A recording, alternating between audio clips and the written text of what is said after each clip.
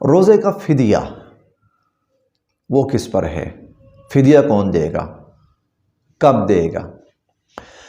ایسا شخص جو فی الوقت روزہ نہیں رکھ سکتا اور اس کو پتہ ہے کہ میں پورا مہینہ روزہ نہیں رکھ سکتا اور آئندہ بھی روزہ رکھنے کی کوئی ظاہری صورت نہیں ہے، عمر اتنی زیادہ ہو گئی ہے کہ وہ روزہ رکھ ہی نہیں سکتا، اس کے لیے گھنٹہ 2 گھنٹے سے زیادہ بھوکا پیاسا رہنا ممکن ہی نہیں ہے، یا بیمار ہے اور بیماری کی نوعیت ایسی ہے کہ نہ اب رکھ سکتا ہے نہ آئندہ وہ کبھی رکھ سکتا ہے۔ ایسا شخص یعنی اب زندگی میں اس کے لیے روزہ رکھنے کا ظاہری امکان کوئی نہیں ہے، اب زندگی میں وہ کبھی روزہ نہیں رکھ سکتا، ایسے شخص پر ہر روزے کے بدلے میں فدیہ ہے، ایسے شخص پر ہر روزے کے بدلے میں فدیہ ہے۔ فدیہ کیا ہے؟ فدیہ وہی ہے جو صدقۃ الفطر ہے۔ حضور علیہ السلام نے مختلف اجناس بیان فرمائی ہیں کہ یہ بھی چیز دے سکتا ہے، یہ بھی دے سکتا ہے، یہ بھی دے سکتا ہے۔ اصل میں مختلف معاشروں کے اندر مختلف چیزیں رائج ہوتی ہیں، حضور علیہ السلام نے اس کی رعایت کرتے ہوئے مختلف اجناس کے جس علاقے میں جو چیز آسانی سے دستیاب ہو اور لوگوں کے لیے آسانی سے دینا ممکن ہو تو وہ اس روزے کا فدیہ دے سکتے ہیں۔ ایک تو وجہ یہ ہے۔ دوسری وجہ یہ ہے کہ کچھ لوگ ذرا کم حیثیت کے ہوتے ہیں تو چلیں وہ جو آسان صورت ہے وہ اپنا لیں، اور بعض لوگ وہ بہت صاحب حیثیت ہیں، اللہ نے ان کو بہت نواز رکھا ہے، وہ بہتر صورت کے اندر فدیہ ادا کریں۔ اب فدیہ کیا ہے؟ 4-5 چیزیں ہیں فدیہ میں۔ ایک تو گندم ہے، یا آپ اس کو آٹا بھی کہہ سکتے ہیں کیونکہ ہمارے ہاں بطور آٹا کے زیادہ استعمال ہوتا ہے، روٹی پکتی ہے۔ آٹا، جو، آٹا، جو، یہ جو 2 چیزیں ہیں آٹا اور جو، یہ تقریباً 1.25 کلو، احتیاطاً آپ 2 کلو کہہ لیجئے، احتیاطاً 2 کلو ایک روزے کا فدیہ اگر غریب آدمی ہے، نادار ہے، تو وہ 2 کلو آٹا دے یا اس کی قیمت دے دے۔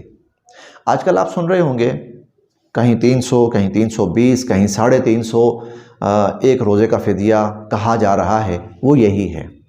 1.25 کلو آٹا بھی دے سکتا ہے، آٹے کا شاپر بنا دے، 30 شاپر بنا دے اور 30 شاپر دے دے، یا 1.25 کلو کے حساب سے ٹوٹل جتنا بنتا ہے، ایک بوری بنتی ہے تو وہ بوری جو ہے وہ کسی غریب کو دے دے۔ یہ بھی ہو سکتا ہے، نقد رقم بھی دی جا سکتی ہے۔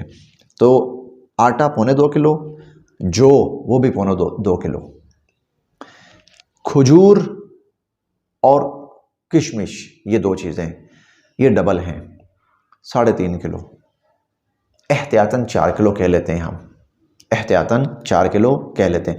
اصل میں عرب میں آٹا نہیں ہوتا تھا، گندم نہیں تھی، جو بھی نسبتاً کم تھی کیونکہ وہ ریتلا علاقہ ہے نا، وہاں زراعت اتنی نہیں ہے، لیکن کھجور وہاں عام تھی، اس لیے وہاں کے معاشرے کو سامنے رکھتے ہوئے کھجور کی مقدار زیادہ رکھی گئی، اور آٹا مشکل تھا، گندم مشکل تھی، اس کی مقدار کم رکھی گئی۔ ہمارے ہاں صورتحال تھوڑی سی برعکس ہے کہ ہمارے ہاں آٹا جو ہے نسبتاً بآسانی گندم میسر ہے، گندم بآسانی میسر ہے، اور کشمش اور کھجور ذرا نسبتاً تھوڑی سی مشکل ہے، وہ آسانی سے مل جاتی ہے لیکن اس کے مقابلے میں مہنگی ہے۔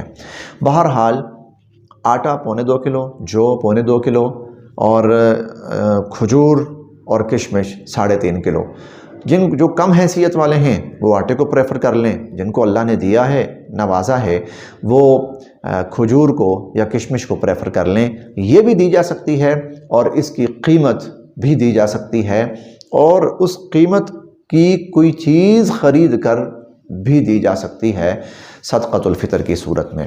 ایک چھوٹا سا آخری اصول عرض کرتا چلوں، اسلام جو ہے وہ جب اس طرح کی مدات آتی ہیں تو اس میں وہ ایک کیفیت سامنے رکھتا ہے، ایک چیز سامنے رکھتا ہے، وہ ہے انفع للفقراء۔ جن کو آپ نے دینا ہے تو ان کا زیادہ فائدہ کس میں ہے؟ ان کا زیادہ فائدہ کس میں ہے؟